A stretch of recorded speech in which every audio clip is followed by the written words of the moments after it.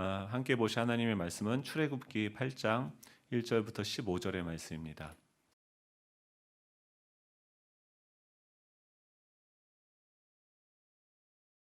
출애굽기 8장 1절부터 15절의 말씀 우리 한 절씩 교독해서 읽겠습니다. 여호와께서 모세에게 이르시되 너는 바로에게 가서 그에게 이르기를 여호와의 말씀에 내 백성을 보내라. 그들이 나를 섬길 것이니라. 내가 만일 보내기를 거절하면 내가 개구리로 너의 온 땅을 치리라. 개구리가 나일강에서 무수히 생기고 올라와서 내 궁과 내 침실과 내 침상 위와 내 신하의 집과 내 백성과 내 화덕과 내 떡 반죽 그릇에 들어갈 것이며 개구리가 너와 내 백성과 내 모든 신하에게 기어오르리라 하셨다 하라. 여호와께서 모세에게 이르시되 아론에게 명령하기를 내 지팡이를 잡고 내 팔을 강들과 운하들과 못 위에 펴서 개구리들이 애굽 땅에 올라오게 하라 할지니라. 아론이 애굽 물들 위에 그의 손을 내밀매 개구리가 올라와서 애굽 땅에 덮이니 요술사들도 자기 요술대로 그와 같이 행하여 개구리가 애굽 땅에 올라오게 하였더라. 바로가 모세와 아론을 불러 이르되 여호와께 구하여 나와 내 백성에게서 개구리를 떠나게 하라. 내가 이 백성을 보내리니 그들이 여호와께 제사를 드릴 것이니라. 모세가 바로에게 이르되 내가 왕과 왕의 신하와 왕의 백성을 위하여 이 개구리를 왕과 왕궁에서 끊어 나일강에만 있도록 언제 강구하는 것이 좋을는지 내게 분부하소서. 그가 이르되 내일이니라. 모세가 이르되 왕의 말씀대로 하여 왕에게 우리 하나님 여호와와 같은 이가 없는 줄 알게 하리니 개구리가 왕과 왕궁과 왕의 신하와 왕의 백성을 떠나서 나일강에만 있으리이다 하고 모세와 아론이 바로를 떠나 나가서 바로에게 내리신 이 개구리에 대하여 모세가 여호와께 간구하며 여호와께서 모세의 말대로 하시니 개구리가 집과 마당과 밭에서부터 나와서 죽은지라. 사람들이 모아 무더기로 쌓으니 땅에서 악취가 나더라. 같이요. 그러나 바로가 숨을 쉴 수 있게 됨을 보았을 때 그의 마음을 완강하게 하여 그들의 말을 듣지 아니하였으니 여호와께서 말씀하신 것과 같더라. 아멘. 출애굽기의 말씀을 계속해서 살펴보고 있습니다. 출애굽기를 통해서 하나님께서 우리에게 원하시는 게 있죠. 그러니까 이스라엘 백성들이 광야에 지금 처해져 있고 그곳에서 하나님이 그들이 누구인지 이 세상이 어떻게 창조되어졌는지 어떻게 이 모든 것들이 펼쳐져 가고 있는지 알려주고 있는 거죠. 인생에서 가장 어려운 과제 중에 하나가 무엇이냐면 내가 나를 아는 것입니다. 철학적으로 내가 누구인지에 대해서 이야기하는 것은 뭐 각설하고 문법적으로만 봐도 내가 나를 안다라는 문장을 보면요. 내가 주격이고 목적격도 뭡니까? 나죠. 내가 나를 안다. 생물학적으로 보면 눈의 구조도 그렇죠. 저의 눈을 통해서 안에서 밖을 내다보지만 밖에서 제 스스로의 모습을 우리는 볼 수 없죠. 우리는 굉장히 똑똑한 것 같아요. 모든 것을 과학이 발전하고 지금 우주에까지도 저희들이 인공위성을 띄워서 모든 것을 보고 알 수 있는 것 같고 뭔가 이 시대를 향해서 또 10년의 계획을 세워놓고 뭔가 똑똑하게 준비하고 실행해 나아가는 것 같지만 굉장히 똑똑한 것 같은데 진작 내가 누구인지 잘 알지 못하죠. 지금 이 출애굽기를 통해서 하나님께서 알게 하시는 것은 무엇입니까? 지금 애굽 왕 바로의 지배를 받으면서 그에게 지금 이스라엘 백성들은 어떤 위치에 있었습니까? 노예였었죠. 그들의 종노릇하고 있었는데 그들이 노예로서 자신을 인식하고 있었습니까? 자신이 누구인지 알았습니까? 자신이 살아가고 있는데 자신의 삶을 주관하고 끌고 가는 그 힘이 무엇인지, 자신의 인생의 목적이 무엇인지, 목표가 무엇인지, 내가 왜 살아야 되는지, 이런 내가 누구냐, 나는 어떤 존재인가, 나는 무엇을 소유하고 있는가, 무엇을 해야 되는지 이 자신에 대해서 그들은 전혀 무지하고 있었죠. 알지 못하고 있었죠. 이 복음은 무엇입니까? 이 출애굽 과정은 무엇입니까? 우리로 하여금 우리가 누구인지를 알게 하시는 하나님의 특별한 시간들인 거죠. 이 강꽃이라고 하는 민물고기가 있습니다. 민물의 상어라고 불리우는 고기인데요. 엄청 커요. 인터넷에 검색해 보시면 강꽃입니다. 1.23kg 되는 엄청나게 큰 고기인데 그 고기가 어떻게 하냐면 그 육식성이에요. 그 물 속에서 온갖 잡어들을 다 집어 삼켜 버립니다. 이 캐나다의 어떤 수족관에서 과학자들이 실험을 합니다. 이 커다란 유리 수조에다가 이 강꼬치를 집어넣고 그 투명한 칸막이를 하고요. 어항을 하고선 그 밖에다가 잡어들을 풀어놓아요. 이 굶주린 강꼬치는요, 몇 시간 동안 자신의 그 어항 안에서 투명하게 비쳐서 자기 눈앞에 유유히 떠다니는 그 물고기들을 보면서 그를 잡아먹으려고 수없이 코를 갖다 대는 거죠. 그리고 갖다 박다가 결국 포기하게 되어집니다. 그리고 나서 이 수시간이 지나고 나서 이 유리 어항을 치우게 되면은 어떻게 될까요? 이 강꼬치들이 이제 자유롭게 너희들 다 죽었어 하면서 그 잡어들을 향해서 덤벼들었겠죠. 예, 근데 놀라운 사실은 뭐냐면 먹잇감을 코앞에 두고서도 이 어항 안 한쪽에서만 빙빙 돌고 있었다는 것을 실험 결과로 알게 되어졌다라고 이야기합니다. 지금 이 강꼬치들은 뭐예요? 그 어항이라는 이것을 심리학자들이 트라우마라고 이야기하는데 자신들이 경험한 실패의 경험들, 자신들의 어떤 한계들을 경험하게 되고선 그 어항에 부딪혔던 자신의 경험을 믿기 때문에 더 이상 뭔가 그 밖으로 나아가지 않고 존재하지도 않는 그 장벽 안에 그들은 갇히게 된 거죠. 이게 무엇입니까? 지금 애굽의 종노릇하고 있는 노예 생활을 하고 있는 이스라엘 백성들의 상황인 거죠. 자신들을 향한 하나님의 언약이 있어요. 하나님의 약속이 있어요. 하나님께서 그들에게 가나안 땅을 약속하셨어요. 그들이 마땅히 누려야 되고 또 나아가야 될 그 부르심이 있고 목적이 있는데 이 땅의 세상을 살아가다 보니까 수많은 그 어항들이 보이지 않는 그 장벽들이 우리를 부딪히게 하는 거죠. 나아가지 못하게 하는 거죠.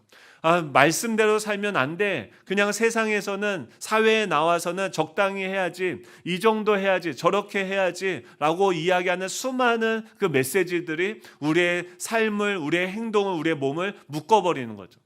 그리고 그 세상에서 또 TV에서 여러 가지 그 책들을 통해서 이 세상이 전하는 그 메시지들을 우리는 따라갑니다.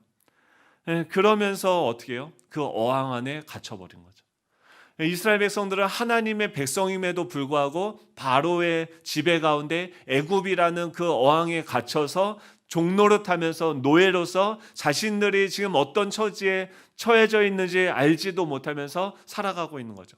마땅히 이 나일강이 우리에게 풍요를 가져다 줄 것이다라고 믿으며 이 개구리들이 우리에게 다산의 은혜를 주실 것이다라는 것을 그들은 믿고 헛된 것을 추구하면서 살아가고 있었죠.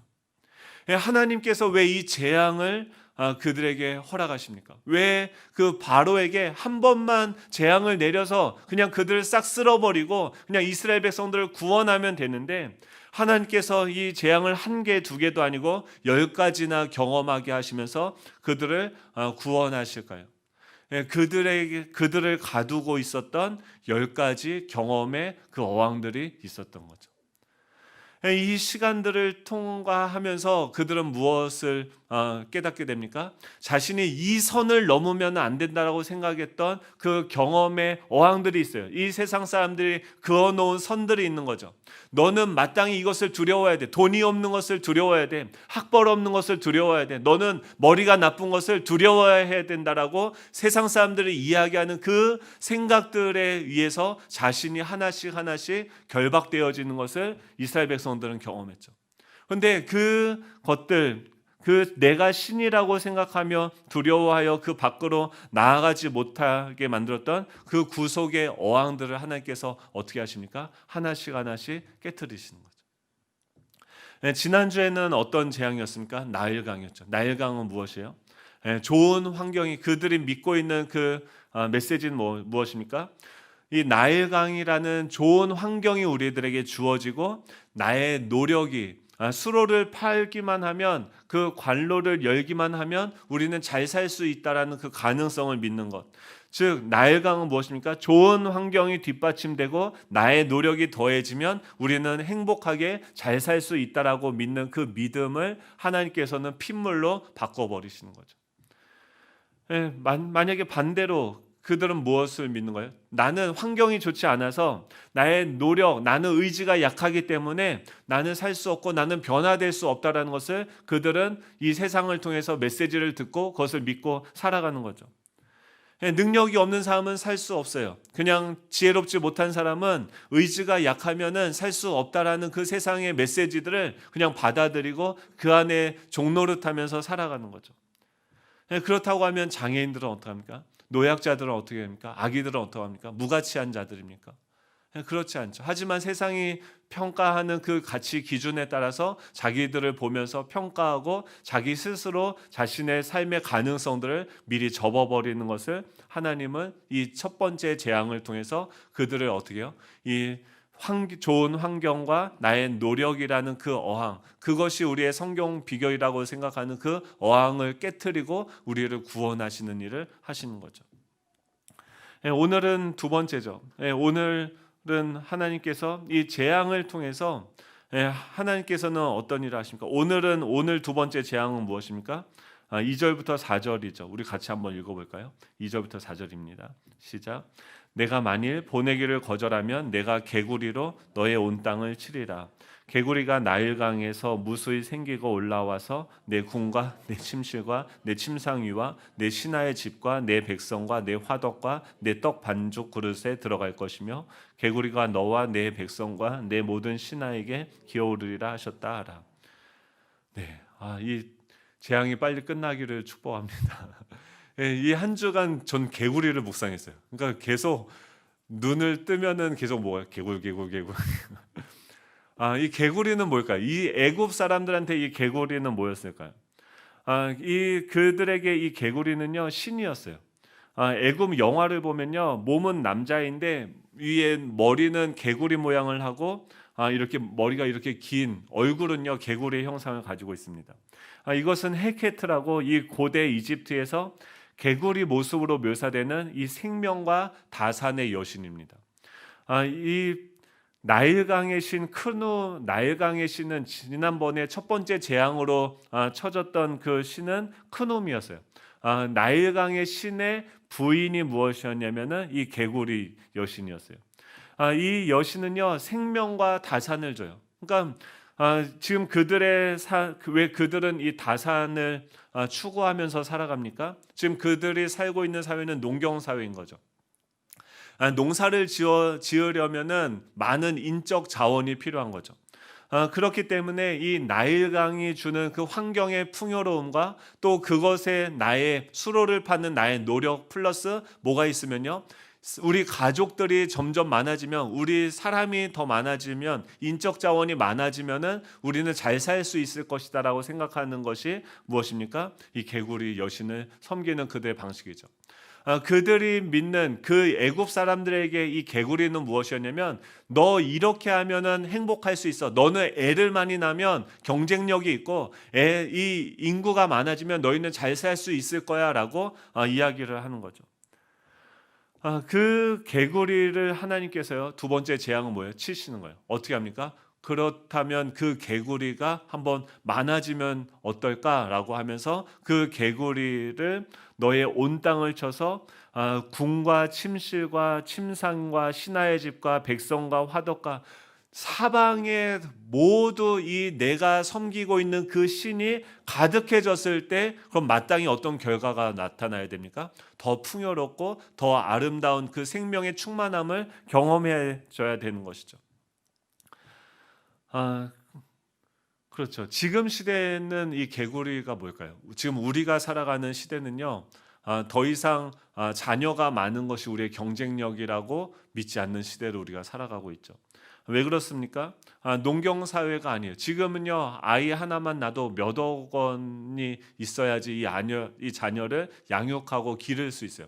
아이가 많으면은 오히려 나의 삶이 더 궁핍해지고 어렵다라는 것을 믿는 시대이죠. 시대가 바뀌었죠. 지금은 농경 사회가 아니고 산업 사회도 아니에요. 지금 저희들이 살아가는 이 시대는요 정보화 시대죠. 그러니까 모든 사람들이요 지금 그렇죠. 수많은 개구리들이 있죠. 개구리들은 뭐라고 합니까? 개굴 하는 거죠. 지금은요 답이 딱히 없어요. 포스트 모더니즘은 모더니즘 사회에서는 근대화가 되어졌을 때는 우리가 정보가 많으면 똑똑하면 우리가 지식이 많으면 교육을 잘 받으면은 우리가 과학이 발전하면 잘 살 수 있을 것이다라고 생각했는데 인간들은 그 발전된 과학으로 핵무기를 만들었죠. 그래서 어떻게 합니까? 서로를 공포스럽게 만들고 전쟁을 일으키고 또 이 세상이 너무나도 더 힘들게 되어졌죠.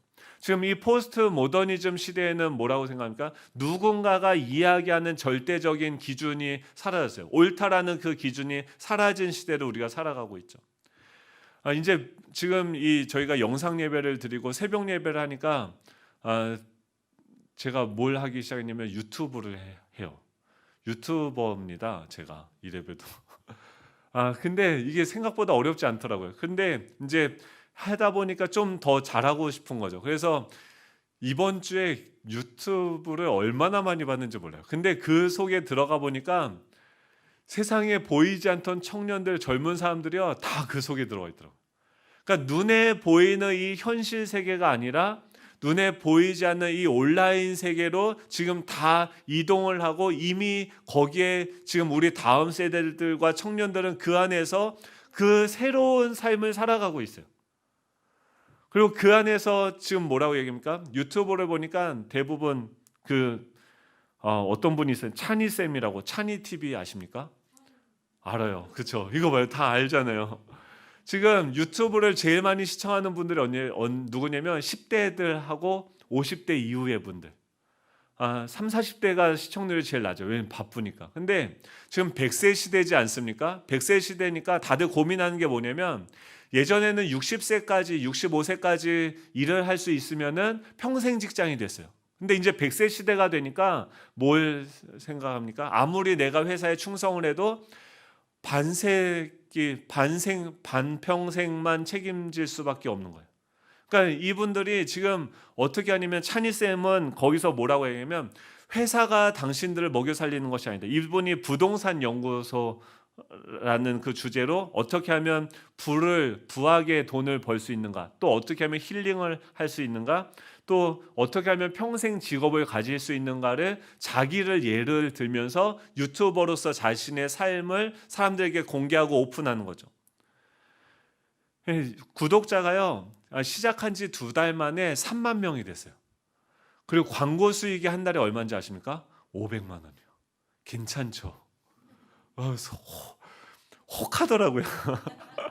그래서 이게 그러면서 이제 그럼 저는 이제 목사니까 대놓고 뭐 이 수익을 추구할 수는 없지 않습니까? 그러니까 저도 만약에 65세 만약에 은퇴하고 하게 되면은 그 뒤에도 뭔가 할 수 있는 가능성이 이 세상에는 열려 있는 거예요.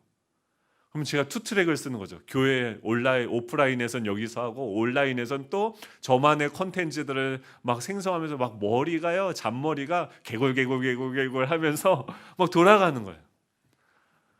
그런데 그렇게 벌써 뛰어든 사람들이 얼마나 많겠습니까?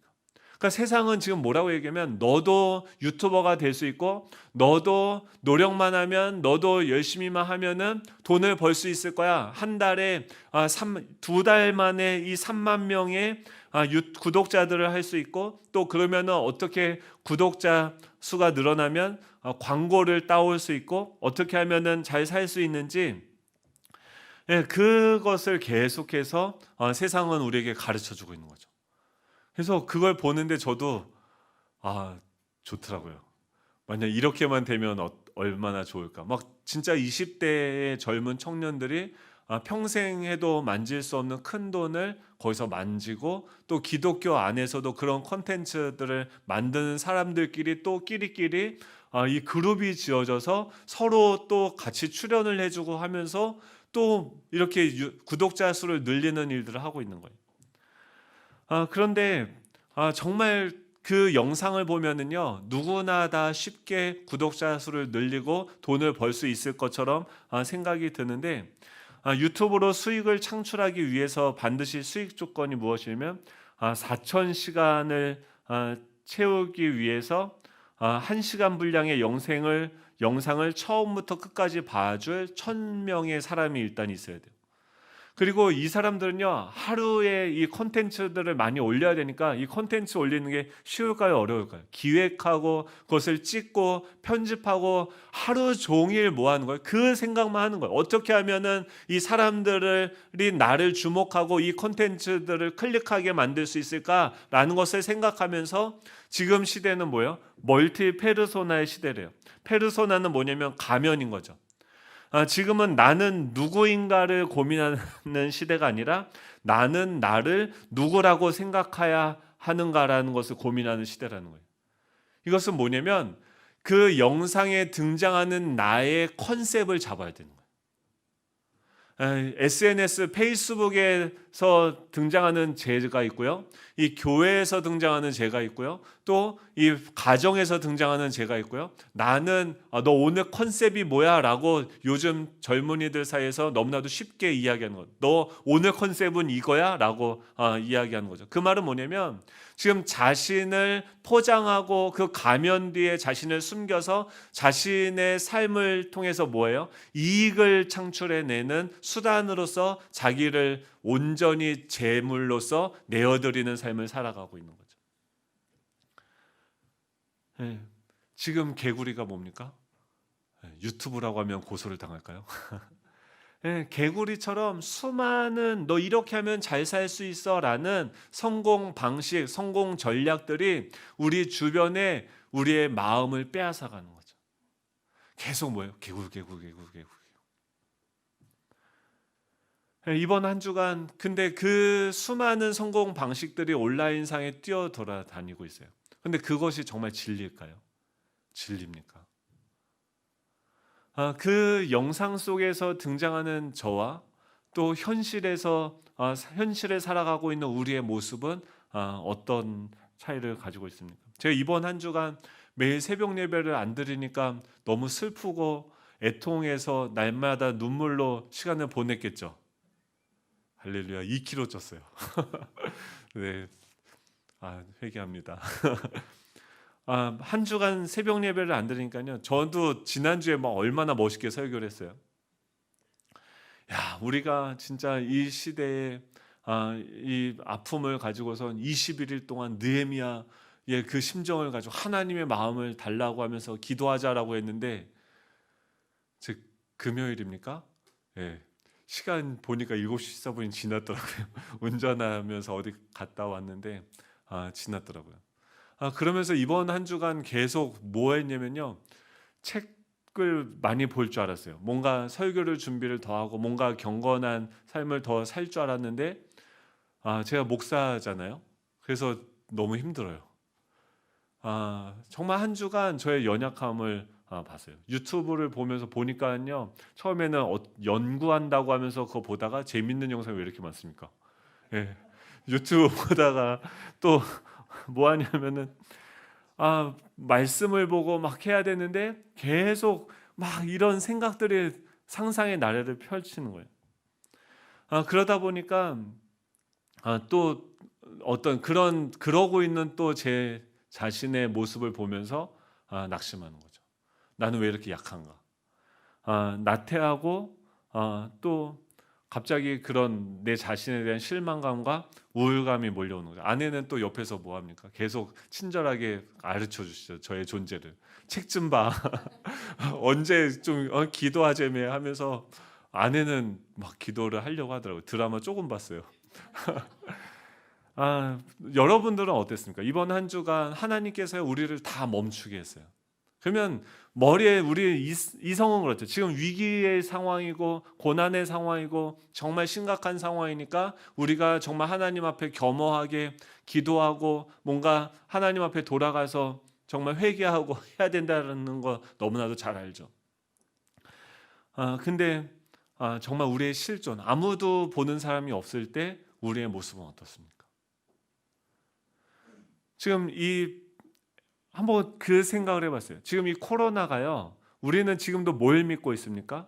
당연히 지금 정부에서 온갖 노력을 다해서 지금 대응을 하고 있고 저희도 거기에 협조해서 지금 이렇게 가정에서 영상으로 예배를 드리고 있지 않습니까? 그렇게 하면은 우리가 이렇게 하면 한 주가 되든 혹 두 주가 되고 세 주가 지나면 한 달이 지나면 그래도 이 사태가 좋아질 거라고 우리는 믿고 있는 거죠. 예, 바로는 안 그랬을까요? 바로도 지금요 어려움이 생기니까 거짓으로 이 개구리만 없애주면은 내가 너 백성들을 하나님께 나아가서 예배드릴 수 있게 할게라고 거짓 회개를 하는 거죠. 근데 그는 전혀 생각지도 못했죠. 세 번째 재앙이 있고 네 번째 재앙이 또 계속해서 닥칠 거라고 그는 생각하지도 못했죠. 만약에 이 코로나 사태가 계속해서 간다라고 한번 생각을 해보십시오. 어떤 일이 일어날까요? 생각하기도 싫어요. 지금 당장 뭐 한 달이요, 두 달은 어떻게 냉장고 파먹으면서 살겠죠. 근데 더 이것이 장기화가 된다고 하면은, 이게 전 세계화가 된다고 하면은 정말 우리는 답이 없게 되죠. 지금 이 재앙은요 무엇을 깨닫게 합니까? 우리는 보지 못하는 우리 자신을 하나님께서 보게 하는 거죠. 그러면서 나의 무기력함을 하나님이 계속해서 이 두 번째 재앙이 지나가요. 세 번째 재앙이 또 와요. 네 번째 재앙이 또 와요. 다섯 번째 재앙이 또 와요. 만약에 이 코로나가 가고요, 또 다른 어떤 바이러스가 오고 또 다른 바이러스가 우리에게 계속해서 찾아온다라고 생각을 해보십시오. 우리가 그동안 똑똑하다라고 생각했던 그 것들, 유튜브에서 그렇게 개굴개굴하면서 떠들어내는 그 성공 전략, 이렇게 하면 너희들 행복할 수 있어, 이렇게 하면 좋은 행복한 삶을 살 거야, 양질의 삶을 살 거야, 이렇게 하면 사람들에게 굽히지 않고도 너 스스로 당당하게 많은 돈을 벌면서 살 수 있을 거라고 이야기하는 그 수많은 개굴개굴하는 그 개구리의 소리들이 어떻게 됩니까? 다 잠잠해질 수밖에 없는 거죠. 우리를 움직이는 것이 정말 무엇인지 하나님께서는요 모든 것을 다 멈추고 우리의 내면을 보게 하시는 거예요. 우리가 어떤 존재인지를 알게 하시는 거죠. 오늘 본문, 오늘 아침 큐티의 말씀 무엇입니까? 탕자예요. 탕자는 뭘 믿었습니까? 내가 지금 돈만 부모님이 처음부터 뭐 나쁜 생각을 했겠어요? 자신의 부모님에게 그 재산을 조금만 가지고 나가서 내가 장사를 하고 사업하면은 훨씬 잘 살 수 있을 것이다라고 이 탕자는 믿었겠죠. 우리가 얘기할 땐 탕자지만 그는 처음에 원대한 꿈을 가지고 아버지의 집을 떠났겠죠. 근데 결과는 무엇입니까? 방탕하고 자신의 욕망조차도 제어할 수 없는 그런 연약한 존재임을 깨닫게 되어지고 자신의 모든 것들을 다 잃게 되어졌을 때 그는 비로소 무엇을 깨닫습니까? 내가 누구인지를 깨닫게 되는 거죠. 하나님께서는요 이 재앙을 통해서 재앙을 허락하시면서 무엇을 말하고 있습니까? 너가 누구인지 너는 알아야 된다라고 이야기하는 거예요. 저는 어떤 존재입니까? 우리는 어떤 존재입니까?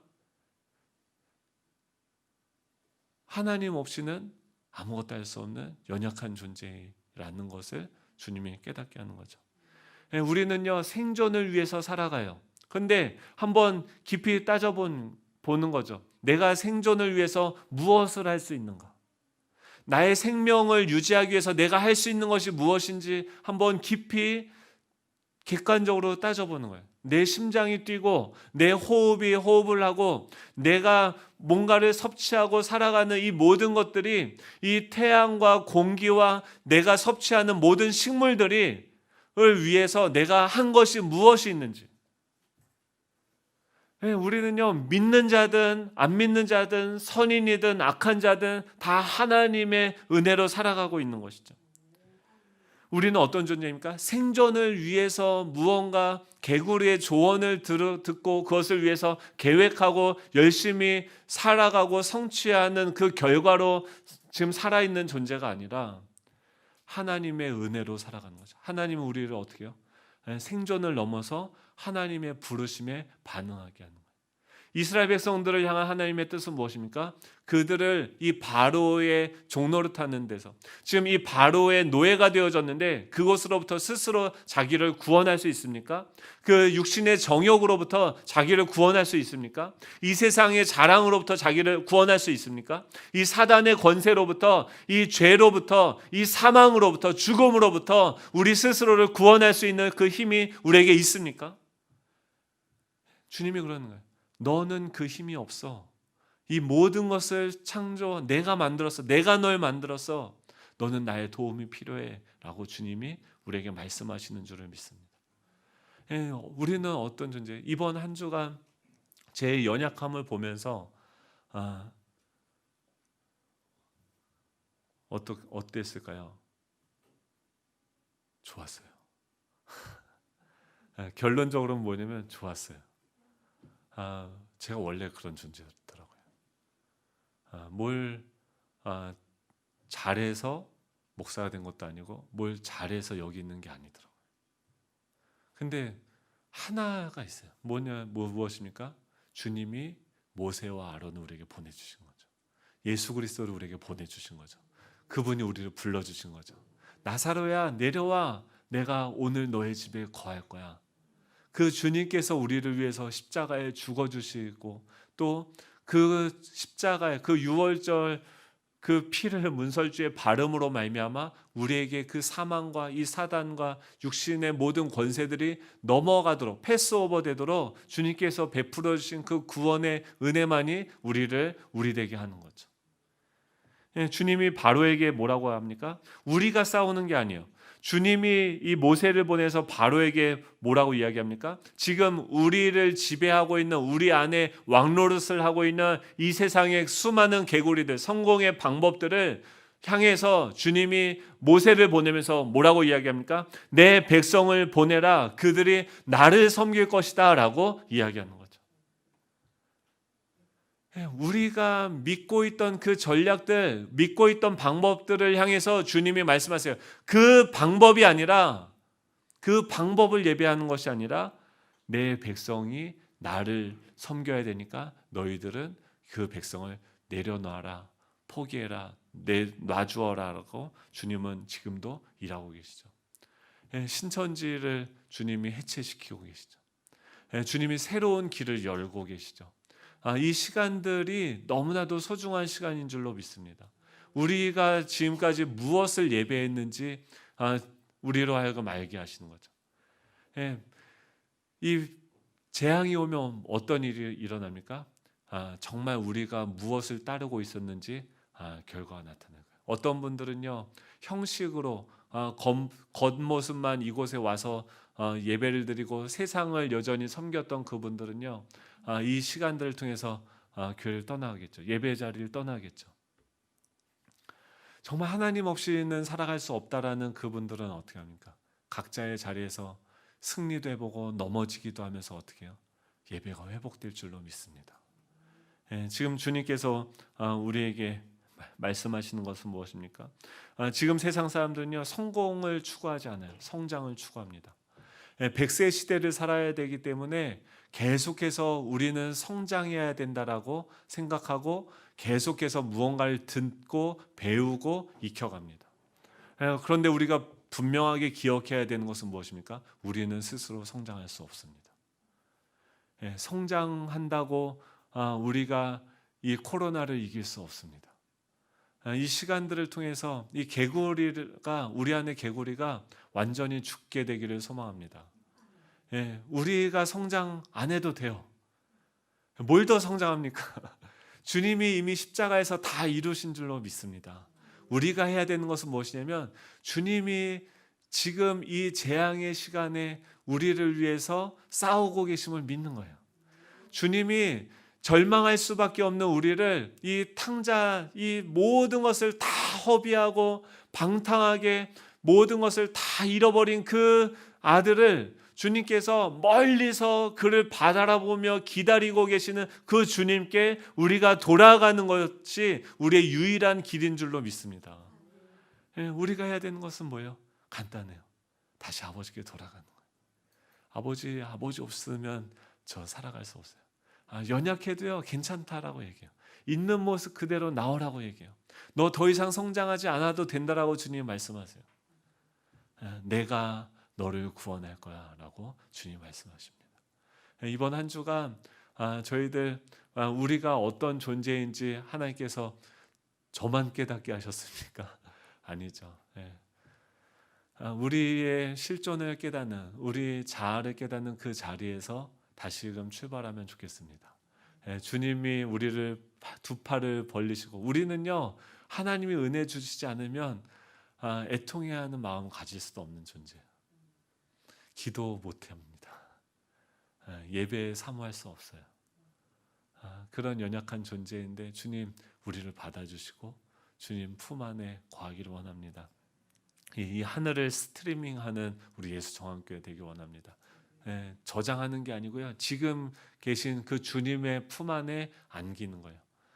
그리고 그분의 따뜻한 체온을 경험하고 누리는, 그리고 그 사랑, 그분으로부터 흘러오는 그 신뢰로 내 자신을 사랑하고 신뢰하며 우리 주변에 흘려보내는 우리 예수정황교회 되기를 간절히 소망합니다.